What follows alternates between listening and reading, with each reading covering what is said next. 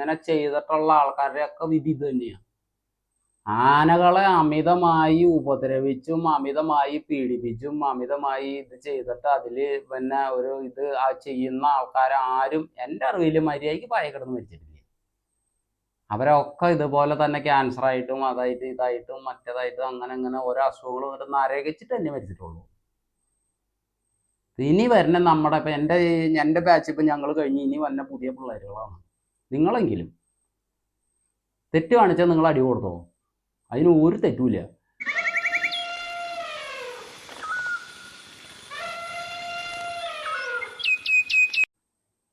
അപ്പം പരിപാലനം എല്ലാവരും ഒത്തൊരുമിച്ച് നിൽക്കേണ്ട കേസാണ്. മുതലാളി നിൽക്കണം, ആനക്കാർ നിൽക്കണം, അതുമാതിരി തന്നെ മരുന്ന്. പതരോഗം ഉണ്ടെന്നുണ്ടെങ്കിൽ അത് കറക്റ്റായിട്ട് വൃത്തിയായിട്ട് ചെത്തി, അത് ചെത്തേണ്ട ഏത് ഭാഗത്താണോ ചെത്തി കൂട്ടണമെന്ന് വെച്ചാൽ ആ ഭാഗം കറക്റ്റായിട്ട് ചെത്തി കൂട്ടി അവിടെ ശരിക്കും നല്ല കഴുകി എപ്പോഴും നല്ല വൃത്തിയാക്കി നീറ്റാക്കി മരുന്ന് വെച്ച് ആ മരുന്ന് ആന കൈ കൊണ്ട് തുടച്ച് കാട്ടിക്കളഞ്ഞാൽ വീണ്ടും മരുന്ന് വയ്ക്കണം.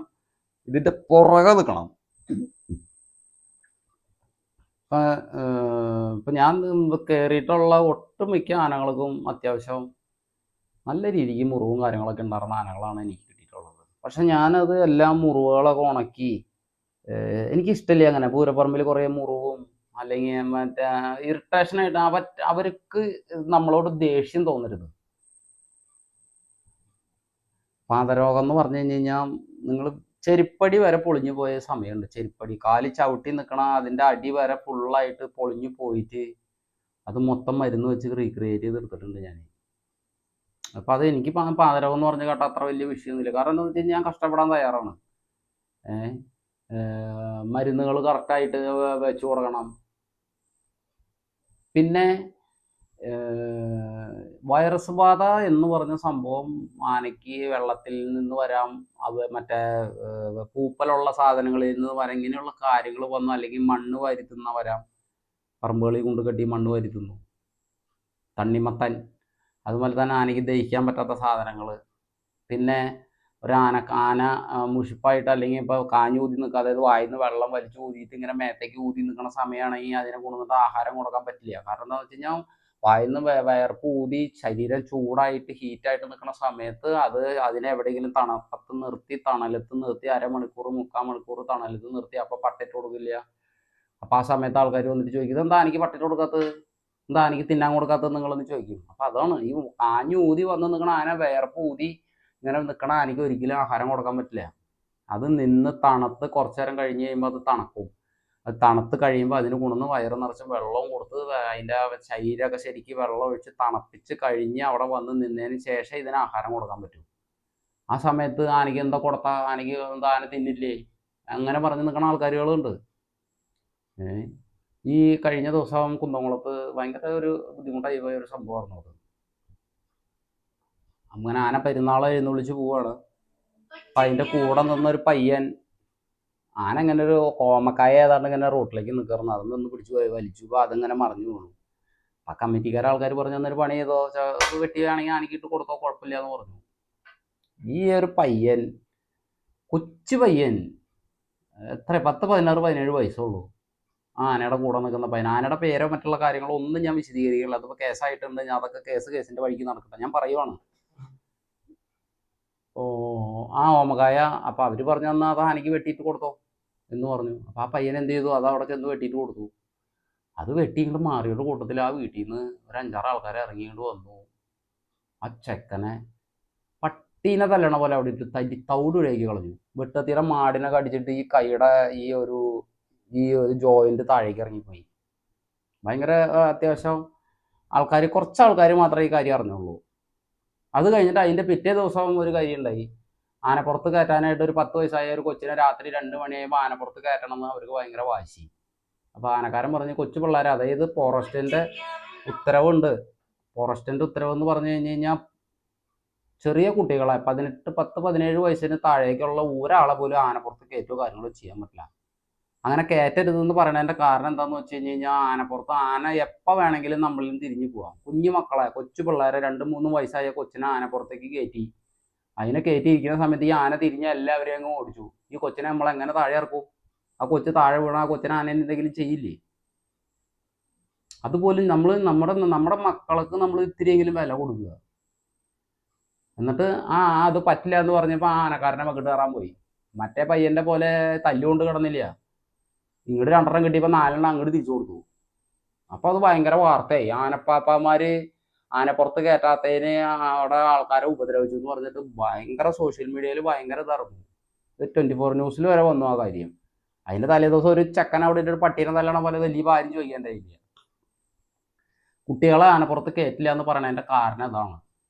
ഈ ആന എന്ന് പറഞ്ഞ സാധനം ഇത് എഞ്ചിനല്ല, എവിടെയെങ്കിലും ഓഫ് ആക്കിയിട്ട് താക്കോല് ഊരിങ്ങോട്ട് പോകുന്നത് അവിടെ അനങ്ങാണ്ടിരുന്നുള്ളൂ. അതുപോലെയല്ല ആന.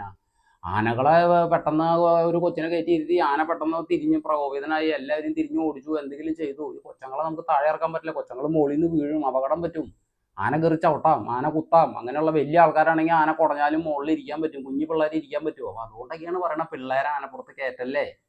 നമ്മൾ നേർച്ചയ്ക്കും മറ്റുള്ള പരിപാടികൾക്കൊക്കെ പോകുമ്പോൾ കുഞ്ഞു മക്കളെ എടുത്തിട്ട് വന്നിട്ട് ഞങ്ങൾ കയറ്റാത്ത എന്താണെന്നറിയാമോ? ആ പ്രായത്തിലുള്ള മക്കൾ ഞങ്ങളുടെ വീട്ടിലുണ്ട്. മനസ്സിലായോ? നിങ്ങൾ ആ കുഞ്ഞുങ്ങളെ കയറ്റിയിട്ട് ഈ ആന പോയി കഴിഞ്ഞ് കഴിഞ്ഞാൽ ഞങ്ങളുടെ ജീവൻ വരെ പൊക്കോട്ടെ എന്ന് വിചാരിച്ച് ഞങ്ങൾ അതിനെ കയറി പിടിക്കാൻ നിർബന്ധിതരാവുകയാണ്. അപ്പം ഞങ്ങളുടെ കുടുംബത്തിന് പോയി.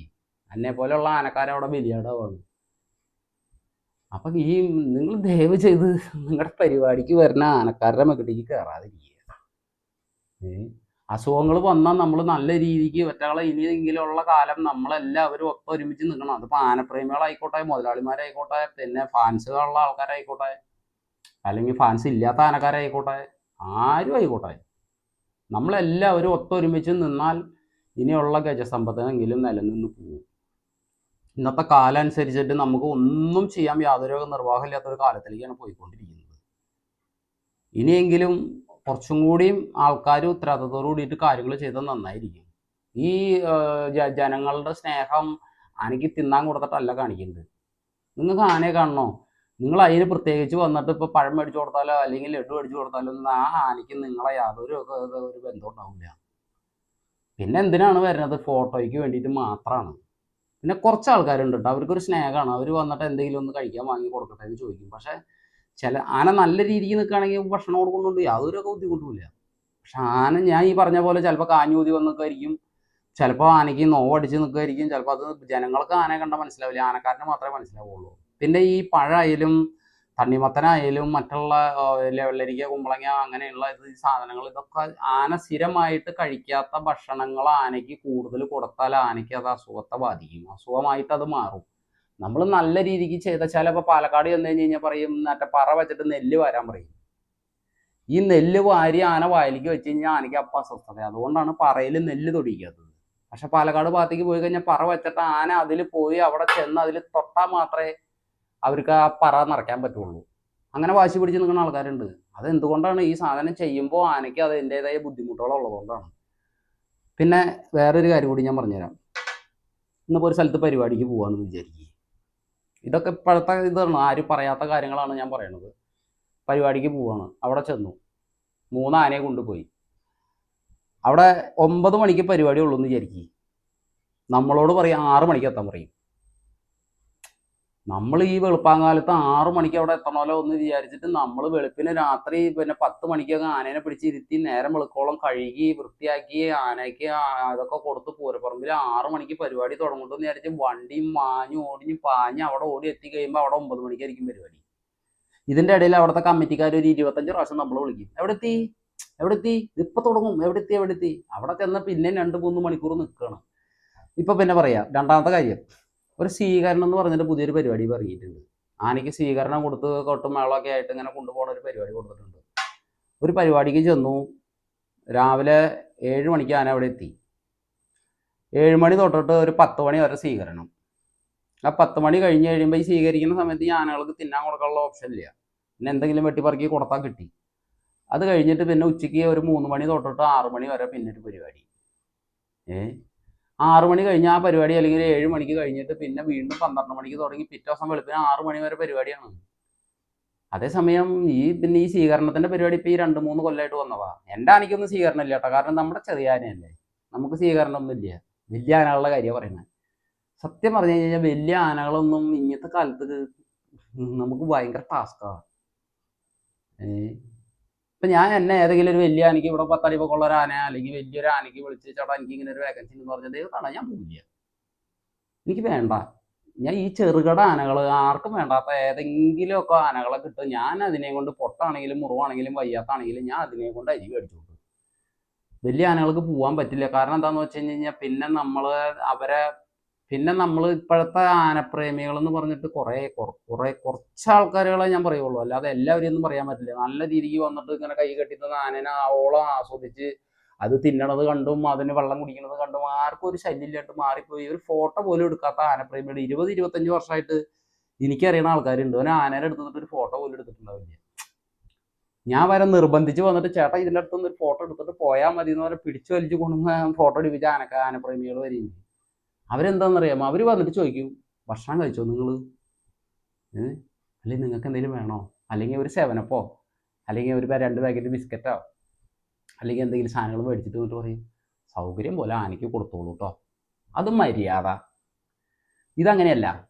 50 രൂപയുടെ ബിസ്ക്കറ്റ് മേടിക്കും, എന്നിട്ട് വരും, എന്നിട്ട് ആനയ്ക്ക് കൊടുത്തിട്ട് ആ ആംഗിളിൽ എടുക്കാം, ഈ ആംഗിളിൽ എടുക്കാം, ആനേനെ ഇങ്ങനെ ഇറിറ്റേഷൻ ചെയ്തുകൊണ്ടിരിക്കും. അതൊക്കെ ഒഴിവാക്കുക. ആനക്കാരുടെ അനുവാദമില്ലാതെ ആനകളുടെ അടുത്തേക്ക് പോവാതിരിക്കുക. ഞാൻ ഈ പറയണ കാര്യങ്ങളെല്ലാം അസുഖത്തെ ബന്ധപ്പെട്ട കാര്യങ്ങളാണ് പറയണത്. കാരണം അസുഖങ്ങൾ വരാനുള്ള കാരണങ്ങളാണ് ഈ പറയുന്നത്. നാളൊരു ചേട്ടൻ 25 ലഡു അടിച്ചിട്ട് വന്നേക്കുക ആനയ്ക്ക്. 25 ലഡു ഒന്നിച്ച് ആനയ്ക്ക് നമുക്ക് കൊടുക്കാൻ പറ്റുമോ? അതുപോലെ തന്നെ മറ്റേ പൈനാപ്പിള് ആനയ്ക്ക് കൊടുക്കാം. പിന്നെ പഴം, അതും ഒരു 2 കിലോ അല്ലെങ്കിൽ മാക്സിമം 3 കിലോ ഒരാളുടെ അടുത്ത് നിന്നല്ല കൊടുക്കണം. ഒരു പൂരപ്പറമ്പിൽ ചെന്നാൽ ചുരുങ്ങിയത് ഒരു 25 ആൾക്കാരെങ്കിലും 2 കിലോ പഴം മേടിച്ചിട്ട് വന്നാൽ തന്നെ എൻ്റെ കണക്കത്രയായി. അപ്പോൾ 2 ആളെ കൊണ്ട് കുടിപ്പിച്ച് 4 ആളെ കൊണ്ട് കുടിപ്പിക്കാൻ പറ്റില്ല, അപ്പോൾ അവർക്ക് വിഷമമായി. ദയവ് ചെയ്ത് നിങ്ങൾ പുറത്തുനിന്നുള്ള ആൾക്കാരെ ആനകൾക്ക് ഒരു ആഹാരം കൊടുക്കാതിരിക്കാവോ? അതാ ഞാൻ പറയണത്. എല്ലാവരും ഒത്തൊരുമിച്ച് നിൽക്കണം. എൻ്റെ ഈ വീഡിയോ കാണുന്ന എല്ലാ സുഹൃത്തുക്കളും എൻ്റെ കൂട്ടുകാരും എല്ലാവർക്കും കൂടി വേണ്ടിയിട്ട് പറയണം. ഈ പഴയ രീതിക്കല്ല ആനകൾക്ക് ഈ രോഗപ്രതിരോധ ശേഷി എന്ന് പറഞ്ഞു കഴിഞ്ഞാൽ അവരെ ഒരു അസുഖം വന്നു കഴിഞ്ഞ് കഴിഞ്ഞാൽ ഇപ്പോൾ പണ്ടൊക്കെ എന്ന് പറഞ്ഞു കഴിഞ്ഞാൽ അതിൽ നിന്ന് അത് റിക്കവർ ചെയ്ത് വരാനുള്ള കഴിവുകൾ അവർക്ക് ഉണ്ടായിരുന്നു, അല്ലെങ്കിൽ അതിനുള്ള ഇതുണ്ടായിരുന്നു ആനകൾക്ക്. ഇപ്പോഴുള്ള ആനകൾക്കൊന്നും അതില്ല. ഇപ്പം ഞാൻ പറയുമ്പോൾ കുറേ ആൾക്കാർക്ക് അത് ഇഷ്ടപ്പെട്ടത് വരില്ല. ഞാൻ പറയണത് ഇനിയെങ്കിലും ഇതിനോടൊക്കെ ഇത്തിരി സ്നേഹം ഉണ്ടെങ്കിൽ, അല്ലെങ്കിൽ ഈ ആനകളോടൊക്കെ സ്നേഹം ഉണ്ട്, ആ പ്രാണികളോട് സ്നേഹം ഉണ്ടെന്നുണ്ടെങ്കിൽ നിങ്ങളിതൊക്കെ ചെയ്യാതിരിക്കുക. പിന്നെ ഞാൻ പറഞ്ഞില്ലേ, പാതരോഗം ആയാലും വരട്ടക്കെട്ടായാലും ഇതൊന്നും നമുക്ക് മാറ്റാൻ പറ്റാത്ത കാര്യങ്ങളല്ല. നമുക്കിതൊക്കെ മാറ്റാൻ പറ്റും. പിന്നെ എല്ലാ മുറിവും ആനക്കാർ തല്ലിപ്പൊട്ടിക്കണതല്ല. ആനയുടെ മേത്ത് പല ഭാഗത്തും പല മുറിവുകളും പല രീതിക്ക് വരാൻ സാധ്യതകളുണ്ട്. ഈ കിടക്കാൻ പറ്റാത്ത സ്ഥലങ്ങളിലേക്ക് ആനകളെ കയറ്റേണ്ടി വരും ചില സ്ഥലത്ത്. ആന കിടക്കില്ല, എന്നാലും അവിടെ കയറിയേ പറ്റൂ. ഇപ്പോൾ ഒരു പറക്കി പോവാണെന്ന് വിചാരിക്കും, നമ്മൾ ഈ ആനകൾ ചിലപ്പോൾ ഈ അതിൻ്റെ കയ്യാലയുടെ ഇതിൻ്റെ ഉള്ളിൽ കൂടെയൊക്കെ കയറി പോകാൻ ബുദ്ധിമുട്ടുള്ള സ്ഥലങ്ങളാണെങ്കിൽ ചേട്ടാ ആന ഇവിടെ നിർത്തട്ടെ, പറ്റില്ല. ഞങ്ങൾ കാശ് വന്നത് ആനയെ കൊണ്ടുകൂടെ വരണേ, ഈ കടക്കാത്ത വഴികട തിക്കി നരിക്കി വേണം കൊണ്ടുപോകാൻ. അപ്പോൾ ഈ ഒറ്റയടി വെച്ച് പോകുമ്പോൾ അവിടെ ഇവിടെയൊക്കെ തട്ടിപ്പൊട്ടി ചിലപ്പോൾ പുറവാകും. പിറ്റേ ദിവസം ആകുമ്പോൾ ചിലപ്പോൾ അത് പഴുത്തിട്ടുണ്ടാവും. അപ്പോൾ പറയും ആനക്കാർ തല്ലിപ്പൊട്ടിച്ചു. അപ്പം ഇങ്ങനെ കുറേ കാര്യങ്ങൾ ഇനിയെങ്കിലും എല്ലാവരും ശ്രദ്ധിച്ചാൽ അവരവർക്ക് നല്ലത്. ഞാൻ പറയണത് എൻ്റെ കാഴ്ചപ്പാടുകൾ, അല്ലെങ്കിൽ ഞാൻ കണ്ടുകൊണ്ടിരിക്കുന്ന കാര്യങ്ങൾ മാത്രമാണ് ഞാൻ നിങ്ങളിലൂടെ പങ്കുവയ്ക്കുന്നത്. അല്ലാതെ ഞാനിങ്ങനെ എല്ലാവരും ചെയ്യണമെന്നും പറയില്ല. അതൊക്കെ ഓരോരുത്തരുടെ ഇഷ്ടമാണ്. എൻ്റെ ആനയെ, അതായത് വൈറസ് ബാധ ഉള്ളിൽ വന്നോ അല്ലെങ്കിൽ അങ്ങനെ എന്തെങ്കിലും വന്ന് ആനയ്ക്ക് പിന്നെ അത്രയും ഇതായാൽ എനിക്ക് ഒന്നും ചെയ്യാൻ പറ്റില്ല. കാരണം എനിക്കറിയില്ല. ബാക്കിയുള്ള എരണ്ടക്കെട്ട് വന്നാലും എനിക്ക് അത് ചെയ്യാൻ പറ്റുമെന്ന് പറഞ്ഞു കഴിഞ്ഞാൽ ഞാൻ ചെയ്തിട്ടുണ്ട്. ഞാനിപ്പോൾ ഒരു 5-8 ആനകൾക്ക് ഞാൻ നിന്ന ആനകൾക്കൊന്നും അങ്ങനെ എരണ്ടക്കെട്ട് കാര്യങ്ങളൊന്നും അങ്ങനെ അധികം വന്നിട്ടില്ല. ഞാനത് നോക്കി തന്നെ ചെയ്യുള്ളൂ. പാതരോഗം, ഏത് പാതരോഗവും നമുക്ക് മാറ്റാം. നമ്മൾ മാറ്റണം എന്ന് വിചാരിച്ചാൽ നമുക്ക് മാറ്റാൻ പറ്റും. കുറേ ആൾക്കാർക്ക് ഒരു തെറ്റിദ്ധാരണ ഉണ്ട്, ഈ പാതരോഗം മറ്റുള്ള അസുഖങ്ങൾ വന്നു കഴിഞ്ഞ് കഴിഞ്ഞാൽ മാറ്റാൻ പറ്റില്ല. അത് തുടക്കത്തിലേ മരുന്ന് ചെയ്യണം. അതായത് ഇത് സ്റ്റാർട്ടിങ് എവിടെ തുടങ്ങിയോ അപ്പം തൊട്ടിട്ട് നമ്മൾ സ്റ്റാർട്ട് ചെയ്യണം. അത് ചിലപ്പോൾ കുറച്ച് കാശ് ചിലവുള്ള കാര്യമായിരിക്കും.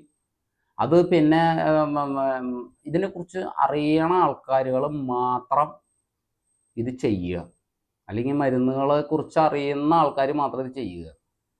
അല്ലെങ്കിൽ നമ്മൾ മറ്റുള്ള ആൾക്കാരുടെ അടുത്തുനിന്ന് ചോദിച്ച് മനസ്സിലാക്കുക. ഏറ്റവും വേണ്ടത് മുറിവ് വന്നു കഴിഞ്ഞ് കഴിഞ്ഞാൽ അത് വൃത്തി, പരമാവധി മുറിവ് വരാതെ നോക്കുക. മുറിവ് വന്നാൽ തന്നെ അതിനനുസരിച്ചുള്ള മരുന്നുകളും കാര്യങ്ങളും എല്ലാം കറക്റ്റായിട്ട് ചെയ്യുക. ഈ ഒരു കാര്യം പറഞ്ഞു കഴിഞ്ഞപ്പോൾ ഒരു കാര്യം കൂടി ഞാൻ ഇതിൻ്റെ കൂടെ തന്നെ പറയാം. നമ്മുടെ തന്നെ കളരിക്കാവ് പ്രകാശ് ശങ്കർ എന്ന് പറഞ്ഞൊരു ആനയുണ്ടായിരുന്നു. നാണെഴുത്തച്ഛൻ്റെ ശങ്കരനാരായണൻ, വൈക്കം ചന്ദ്രശേഖരൻ, അങ്ങനെ എൻ്റെ ചേട്ടായി രാജു ചേട്ടൻ കയറിക്കൊണ്ടിരുന്ന ആന. ആന രാജചേട്ടൻ ആനയിൽ നിന്ന് മാറി കഴിഞ്ഞ് കഴിഞ്ഞപ്പോൾ നമ്മുടെ വൈപ്പിൻ ഷാജിയാണ് ആനയ്ക്ക് വന്നത്. വൈപ്പിൻ ഷാജി അന്ന് ഞാനവിടെ കുട്ടിയാനയ്ക്കുണ്ട്. അന്ന് ആനയ്ക്ക് ഒരുപാട് മുറിവുണ്ടായിരുന്നു. ഏത് ആനയ്ക്ക് ശരിക്കും ഇന്നും ആർക്കും അറിയാൻ പാടില്ലാത്ത, അതായത് ഇന്ന് വരെയുള്ള ഒരാൾക്കാർക്ക് ഇതുവരെ ഇവരുടെയൊക്കെ ഇടയിൽ ഷാജിയാണ് കുറ്റക്കാരൻ. ഷാജി ആ ആനേനെ ഇടിച്ച് പൊളിച്ച് തവിട് പൊടിയാക്കി ആന മരണപ്പെട്ടു. കാരണം ആനയുടെ അമരത്ത് ഇത്രയുള്ളൊരു മുറിവുണ്ടായിരുന്നു. അന്ന് ഷാജിയാണ് ആനയ്ക്ക്. പക്ഷെ ആനേനെ കെട്ടിയടിക്കുന്ന സമയത്ത് ഞാൻ അവിടെ ഉണ്ടായിരുന്ന ആളാണ്. ആന കെട്ടിയടിക്കാൻ നിൽക്കുക. ആന അങ്ങനെ ഇങ്ങനെയൊന്നും ആകണ ആനയല്ല. അതായത് പാറ റോട്ടിൽ നിലത്തെ റോട്ടിൽ കുത്തിയിട്ട് ടാറ് പൊട്ടിപ്പോയിട്ടുള്ള ആനയത്. അത്രയും വാശി. ശങ്കരനാരായണ ആന എന്നൊക്കെ പറഞ്ഞു കഴിഞ്ഞ് കഴിഞ്ഞാൽ ഓരോമാതിരിപ്പെട്ട ആനക്കാരെ കൊണ്ടൊന്നും നടക്കൂല. വെറുതെ പറയണല്ല, നടക്കില്ല. അങ്ങനത്തെ ഒരു ആനയായിരുന്നു അത്. ആ രാജചേട്ടൻ ആനയും രാജചേട്ടനും കൂടി വന്ന കണ്ടാൽ തന്നെ പേടിയാവും. മരത്തെ ഇടയാട്ടൊക്കെ വെച്ച് ഇടയൊക്കെ വെച്ച് ഇങ്ങനെ കുലുങ്ങി രാജേട്ടൻ ഇങ്ങനെ ആ ഏലസം പിടിച്ചിട്ട് ഒരു വരവ് കണ്ട ഏതവന് അതിന്റെ അടുത്ത് പോയിട്ട് ഒന്ന് പോയിട്ട് അതിന്റെ അതിലേക്ക് പോയിക്കൂല. കാരണം ആനയെ കാണുമ്പോൾ തന്നെ അങ്ങനെയായിരുന്നു. അങ്ങനെ ആനയെ നമ്മുടെ വൈപ്പിൻ ഷാജി പാപ്പ ശരിക്കും പറഞ്ഞു കഴിഞ്ഞാൽ ആനേനെ അതുപോലെ ഇടിച്ച് മുറിവാക്കിയത് ഷാജി പാപ്പയല്ല. മുറിവാക്കിയെന്ന് പറഞ്ഞു കഴിഞ്ഞാൽ ആനയുടെ അത് മുറിവ് വെറുതെ ആയതല്ല, ഇടി കൊണ്ടിട്ട് തന്നെ ആയതാണ്. മുതലാളിമാർ അറിഞ്ഞിട്ടില്ല. കാരണം വളപ്പായിൽ വന്ന് ഗോപിമാനന്റെ പറമ്പിൽ നിന്നാണ് ആന കഴിക്കുന്നത്. ഞാൻ അന്ന് കുട്ടിയാനയ്ക്കുണ്ട് അവിടെ. അന്ന് ഷാജി, ഞാൻ, പിന്നെ ഷാജിയുടെ 2 കൂട്ടുകാർ, ഞങ്ങളൊരു ആനയ്ക്കൊരു 10 എണ്ണം കൊടുത്തു നിർത്തി. അത് ശരി തന്നെയാണ്. ഒരു 10 ഇടി മര്യാദയ്ക്ക് കൊടുത്തു നിർത്തി. അത് കഴിഞ്ഞിട്ട് ഞങ്ങൾ ഇരിങ്ങാപ്പുറത്തെ വീട്ടിലേക്ക് ഡ്രസ്സും സാധനങ്ങളൊക്കെ എടുത്തിട്ട് രാവിലെ പോവാന്ന് പറഞ്ഞിട്ട് തൃശ്ശൂരത്തെ പഴയ ഒരു ആനക്കാരൻ്റെ പേര് ഞാൻ പറയണില്ല. ഇപ്പം തൃശ്ശൂർ റൗണ്ടിക്കട തെണ്ടി തിരിഞ്ഞിട്ട് ഒരു ഗതിയിലെ പരഗതിയിലെ കാലുമ്പോൾ കുറേ മുറിവും പുണ്ണും പഴുപ്പും ആയിട്ടും നാട്ടുകാരുടെ അടുത്ത് ഇടി കൊണ്ടിട്ട് അവൻ്റെ മേത്ത് സ്റ്റിച്ച് ഇടാൻ ഇനി ഒരു സ്ഥലം ബാക്കിയില്ല. അതുപോലെ അവിടെ തൃശ്ശൂർ റൗണ്ടിൽ കിടന്ന് നരയിക്കുന്നുണ്ട് ആ ആനയുടെ ശാപ. തലേദിവസം ഞങ്ങൾ പോകാൻ വരെ ആനയ്ക്ക് അത്രയും മുറിവോ കാര്യങ്ങളോ അങ്ങനെയുള്ള ഒരു പ്രശ്നങ്ങളും ഇല്ല. പിറ്റേ ദിവസം രാവിലെ ഞങ്ങൾ ചെല്ലുമ്പോൾ ഈ ആനയുടെ 2 ആണി ഇത്രയും വട്ടത്തിൽ ഇടിച്ച് പൊളിച്ച് തവിടുപൊടിയാക്കി വെച്ചേക്കുക. ഷാജി അല്ല അത് ചെയ്തത്. എന്നിട്ട് അത് ഇൻഫെക്ഷൻ വന്നിട്ടാണ് ആന മരണപ്പെട്ടു പോകുന്നത്. കാരണം അതന്ന് ചെയ്ത് വെച്ച ആൾക്കാർ ചെയ്ത് വെച്ചത് ഇവൻ കള്ളു കുടിച്ച് വൈകുന്നേരം ഇപ്പം ഫിറ്റായിട്ട് ഇവൻ രാത്രി പോയിട്ട് ആനയെ തട്ടി തവിടുപൊടിയാക്കി ഇടിച്ച് പൊളിച്ച് ഏതാണ്ട് 3-3.5 മണിക്കൂർ നിന്ന് ആനയെ തല്ലിയവൻ. ഇടിച്ച് തവിടുപൊടിയാക്കിയിട്ട് ആ ആനയുടെ മുറിവ് അത്ര ആക്കിയത്. ഞാൻ ഈ അവസ്ഥക്കടെ വന്ന ആളാ.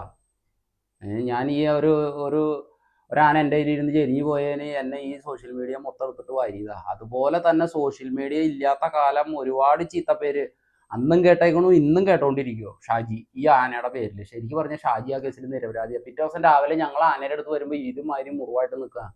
ഞങ്ങളിങ്ങനെ തലയിൽ കൈ കൊടുത്തിരുന്നു. എന്നിട്ട് ഈ ഉപദ്രവിച്ചവനെ ഞങ്ങൾ അന്ന് തന്നെ പിടിച്ചിട്ട് കാറിൽ കയറ്റി അവിടെ ഇരിങ്ങാപ്പുറത്ത് വീട്ടിൽ കൊണ്ടുപോയിട്ട് അവിടെ കൊണ്ടുപോയി ഇരുത്തി. അവിടെ നിന്ന് പിന്നെ കയ്യും കാലും പിടിച്ച് കരഞ്ഞ് പിഴിഞ്ഞ് അവിടെ കിടന്ന് ഇതൊക്കെ ആക്കി കഴിഞ്ഞ് കഴിഞ്ഞപ്പോൾ അവിടെ അച്ഛനെന്താ മനസ്സ് തോന്നി വിട്ടതാ. പക്ഷെ ഈ മുറിവ് ഇത്ര ഒരു രീതിയിലേക്ക് വരുന്നൊന്നും ആരും വിചാരിച്ചില്ല. അപ്പം ശരിക്കും ആ കാര്യത്തിൽ ഷാജി പാപ്പ നിരപരാധിയാണ്. പക്ഷെ ആ പാവത്തിനെ എല്ലാവരും കൂടി ശരിക്കും ഇത് കൊടുത്തു. പക്ഷെ അന്ന് നമ്മളറിയുന്ന ആൾക്കാരോടൊക്കെ ഇതൊക്കെ പറയുന്നുണ്ട്. പക്ഷെ ആര് കേൾക്കാൻ? ഇന്നാവുമ്പോൾ ഇത്രയും വർഷമായില്ല. ഇപ്പം എങ്ങനെ പോയി കഴിഞ്ഞാലും ഒരു 10, 15, 16 വർഷം കഴിഞ്ഞു എന്ന് എനിക്ക് തോന്നുന്നു. 16 പോരാ, അത്രയധികം വർഷങ്ങളായിട്ടുണ്ട്. ഇനിയിപ്പോൾ മൂടി വെച്ചിട്ട് കാര്യമില്ലല്ലോ. അവരാണ് അതിന് ഉത്തരവാദി. ഇപ്പം നടക്കണുണ്ട് ഗതിയില്ലാണ്ട് തൃശ്ശൂർ റൗണ്ടിൽ. ഞാൻ നാളെ കണ്ടു കാലൊക്കെ പഴുത്ത് ചീഞ്ഞ് പുഴുത്ത് കെട്ടി. ഇങ്ങനെ ചെയ്തിട്ടുള്ള ആൾക്കാരുടെയൊക്കെ വിധി ഇത് തന്നെയാണ്. ആനകളെ അമിതമായി ഉപദ്രവിച്ചും അമിതമായി പീഡിപ്പിച്ചും അമിതമായി ഇത് ചെയ്തിട്ട് അതിൽ പിന്നെ ഇത് ചെയ്യുന്ന ആൾക്കാരാരും എൻ്റെ അറിവിൽ മര്യാദയ്ക്ക് പായ കിടന്ന് മരിച്ചിട്ടില്ല. അവരൊക്കെ ഇതുപോലെ തന്നെ ക്യാൻസർ ആയിട്ടും അതായിട്ട് ഇതായിട്ടും മറ്റേതായിട്ടും അങ്ങനെ ഓരോ അസുഖങ്ങൾ വന്നിട്ട് നരകിച്ചിട്ട് തന്നെ മരിച്ചിട്ടുള്ളൂ.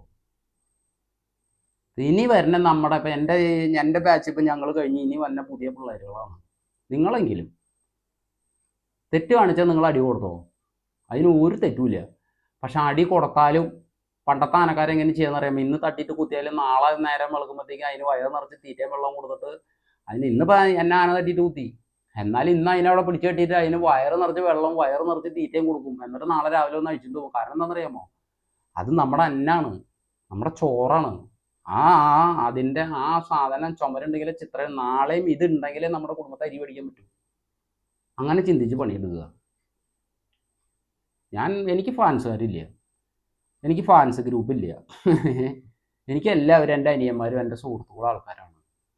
ഇനിയെങ്കിലും എൻ്റേതായ സുഹൃത്തുക്കൾ ഒക്കെ ഈ ഈ ശാപം, ഗണപതി എന്ന് പറഞ്ഞ സാധനം വിഘ്നേശ്വരനാണ്. വിഘ്നം നമുക്ക് എന്ത് കാര്യത്തിനാണെങ്കിലും അദ്ദേഹം ഗണപതി ഭഗവാന്റെ അനുഗ്രഹം ഇല്ലാണ്ട് നമുക്ക് ഒരു കാര്യവും ചെയ്യാൻ പറ്റില്ല. ആ ഗണപതി ഭഗവാൻ നമ്മുടെ നേരെ കോപിച്ച് കഴിഞ്ഞ് കഴിഞ്ഞാൽ നമ്മുടെ 7 തലമുറയ്ക്ക് വെള്ളം കിട്ടില്ല. എൻ്റെ അനുഭവമാണ് ഇതാണ്. ഞാൻ ഒരുപാട് ആൾക്കാരെ അടുത്ത് ഇങ്ങനെ നോക്കിയിട്ടുണ്ട്. ഞാൻ പറഞ്ഞില്ലേ, ഞാൻ ഈ ആനപ്പണി വെറുതെ ഒരു ഒരു ഒരു ഒരു ഒരു ജോലിയായിട്ട് മാത്രം കാണുന്ന ഒരു സംഭവമല്ല ഇത്. ഈ ആനപ്പണി എന്ന് പറയുന്നത് എൻ്റെ എല്ലാമാണ്. ഞാൻ അത്രയും ആനകളോട് അത്ര ഇഷ്ടമാണ്. പിന്നെ എനിക്ക് ഈ പൂരപ്പറമ്പിലേക്ക് ആനകളെ നല്ല ഭംഗിയായിട്ട് കൊണ്ടുവരാൻ ഇഷ്ടം. നല്ല ഭംഗിയായിട്ട് നല്ല വൃത്തിക്കും നല്ല വെടുപ്പോട് കൂടിയിട്ട് പൂരപ്പറമ്പിൽ വന്നിട്ട് വലിയ ഒച്ചപ്പാടോ ഓളം തിക്കത്തിരക്കൊന്നും ഇല്ലാണ്ട് അവനവൻ്റെ കാര്യം നോക്കി പോയി അവനവൻ്റെ പരിപാടി കഴിച്ചു പോന്നു. ഞാൻ നിൽക്കുന്ന അല്ലെങ്കിൽ ഇപ്പോൾ പൂരപ്പറമ്പിൽ ചെന്നു, അവിടെ ചെന്നു ഒരു പരിപാടി സ്ഥലത്ത് ചെന്നു, അവിടെ പട്ട ഇല്ല. അപ്പം എന്നെ മുതലാളിനെ അടിച്ചു, മുതലാളി ഇവിടെ പട്ടില്ല. മുതലാളി രാത്രി 11 മണിക്ക് വീട്ടിൽ കിടന്ന് ഉറങ്ങുമായിരിക്കും. ഇത് നമ്മുടെ ജോലിയാണ്. നമ്മൾ അവിടെ ചെന്നിട്ട് പട്ടില്ല മുതലാളി എന്ന് പറഞ്ഞിട്ട് മുതലാളിനെ വിളിച്ചു പറഞ്ഞിട്ട് വല്ല കാര്യമുണ്ടോ? നമ്മുടെ പിള്ളേരോട് പറയണം, മോനെ തീറ്റില്ല, പോയി നമ്മുടെ ആനയ്ക്കുള്ള തിന്നാൻ വെട്ടിക്കും. എന്നിട്ട് അവിടെ മുതലാളി മുസൻ്റെ അടുത്ത് ചെന്നിട്ട്, ചേട്ടാ ഞങ്ങൾ ഇന്നലെ പട്ട വെട്ടി. അപ്പോൾ ആ ഒരു കാശ് മേടിച്ചു, അത് തന്നു. കമ്മിറ്റിക്കാർ വിളിക്കുന്ന സമയത്ത് ഭക്ഷണം കഴിക്കാൻ പോകണം. ആ വഴിക്ക് പോണ സമയത്ത് അവർ വിളിച്ചാൽ ചെല്ലണം. അവിടെ ചെന്നോ, ഭക്ഷണം നിങ്ങളവിടെ ചെന്ന് ചോദിച്ചു, അല്ലെങ്കിൽ നിങ്ങൾ ഭക്ഷണം കഴിക്കായിരുന്നു, നിങ്ങൾക്ക് ഭക്ഷണം തന്നില്ലേ, മോശമായി പെരുമാറിയോ, നിങ്ങൾ ഇങ്ങോട്ട് എണീറ്റ് പോരെ. അവിടെ വഴക്കുണ്ടാക്കാനോ കച്ചറ ഉണ്ടാക്കാനോ നിൽക്കണ്ട. നമ്മൾ പോവുക, ഭക്ഷണം കടയിൽ നിന്ന് മേടിക്കാൻ കിട്ടില്ലേ, വാങ്ങി കഴിക്കുക. അതുമാതിരി തന്നെ പൂരപ്പറമ്പിൽ പോയി ആൾക്കാർ പല രീതിക്ക് വന്നിട്ട് നമ്മളെ പ്രകോപിപ്പിക്കും. പല രീതിക്ക് വന്നിട്ട് നമ്മളെ പൊതുജനം പല വിഭാഗം, അമ്മേനെ തല്ലിയാലും 2 വിഭാഗം പറയുന്ന ആൾക്കാരാണ് നമ്മുടെ നാട്ടുകാർ. അവർ പല രീതിക്ക് നമ്മളെ ഓരോന്ന് പറയും. നമ്മളതൊന്നും കേട്ടില്ല കണ്ടില്ല. നമ്മൾ പോണത് എന്തിനാണ്? നമ്മുടെ ഒരു ഉത്തരവാദിത്തമുണ്ട്. നമ്മുടെ പണിയെടുക്കുക, നമ്മൾ പോരുക. നല്ലൊരു ഉടമസ്ഥൻ്റെ അടുത്ത് പണിയെടുക്കുകയാണെങ്കിൽ, നല്ലൊരു ഉടമസ്ഥൻ, എല്ലാവരുടെ അടുത്തല്ല പറയുന്നത്, നല്ല ഉടമസ്ഥന്മാരെ ചൂസ് ചെയ്യുക. അല്ലെങ്കിൽ നല്ല ഉടമസ്ഥരുടെ അടുത്ത് നോക്കി പണിയെടുക്കുക. നമ്മുടെ കുടുംബം കഴിയുന്നതാണ്. ഇവർ തന്നെ കാശ് കൊണ്ടാണ് നമ്മുടെ കുടുംബം കഴിയുന്നത്.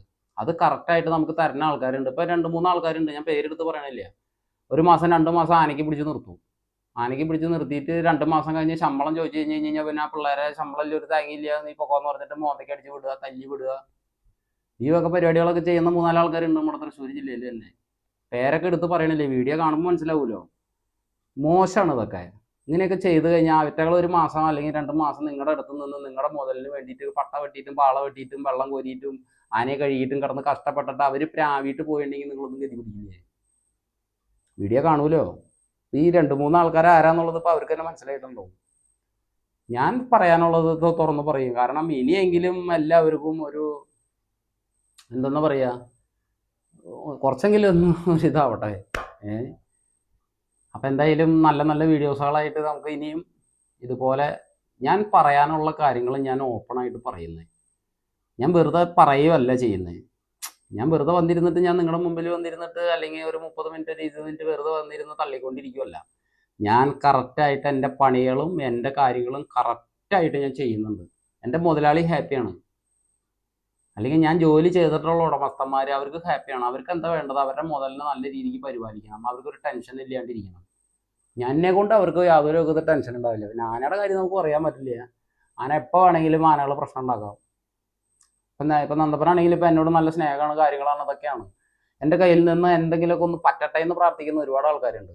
അല്ലെങ്കിൽ എൻ്റെ കയ്യിൽ നിന്ന് ആനകൾ പൂരപ്പറമ്പിലേക്ക് തെറ്റിപ്പോട്ടെ, കോട്ട് കിടന്ന് കുറേ പ്രശ്നങ്ങൾ ഉണ്ടാക്കട്ടെ എന്ന് ആഗ്രഹിക്കുന്ന ഒരുപാട് ആൾക്കാരുണ്ട്. അതൊക്കെ ഇതൊന്നും എന്നെ ബാധിക്കണ കേസല്ല. എന്തെന്ന് ആര് പറഞ്ഞാലും ഞാനിതൊന്നും മൈൻഡ് ചെയ്യാനേ പോകുന്നില്ല.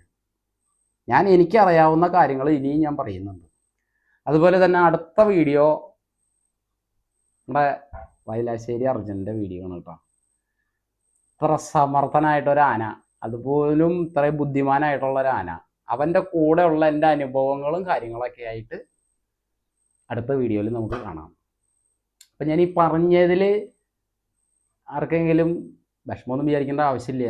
ഞാൻ പറയാനുള്ള കാര്യം ആരും പറയുന്നില്ല, അതുകൊണ്ട് ഞാൻ പറയുന്നു, അത്രേ ഉള്ളൂ. നിങ്ങളത് നല്ല ഒരു മനസ്സായിട്ട് എടുക്കും എന്ന് ഞാൻ വിചാരിക്കുന്നു.